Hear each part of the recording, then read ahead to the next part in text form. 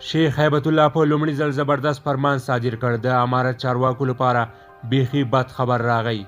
شیخ هیبت الله اخندزاده تازه له خلکو څه غوښتنه کړې او څه یې ویلي، جزئیات ویډیو کې وګورئ او چینل سبسکرایب کړئ. درنو لیدونکو السلام علیکم. د امارت مشرتابه تازه څرګندونې. شیخ هیبت الله اخندزاده وایي ولس په جزئي مسایلو پسې مه نښلئ. د تفرقي خبرې پرېږدئ چې یوه غوغا مو جوړه کړې وي.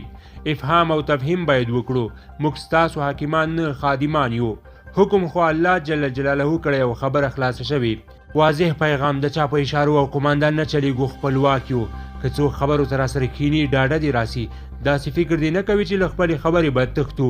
د جنګ اور مړ شوی نور دا اور مه بلوئ، که بل مو کړ ټول افغانان در سره سوځېږي. په کفري هیوادونو کې مو عزت نشته، راشئ موږ درته هیڅ نه وایو، خو شرارت او دسیسې در سره نه منو. اسلام د امن دین دی، موږ سوله آرام ژوند او اسلامي نظام غواړو. ګاونډي هیوادونه دې هیڅ تشویش نه کوي. همدارنګه د حاکم نظام مشرتابه نوی حکم کړی چې کومو مسؤلینو چې 2 3 یا 4 ودونه کړي لیست یې چمتو او ماته راوسپارئ. ممکن له دوی پوښتنې او ګروېږنې وشي چې دومره پیسې یې له کومه کړي او د بار بار وینا باوجود یې بغیر له کومې اړتیا ولې ډېر ودونه کړي دي.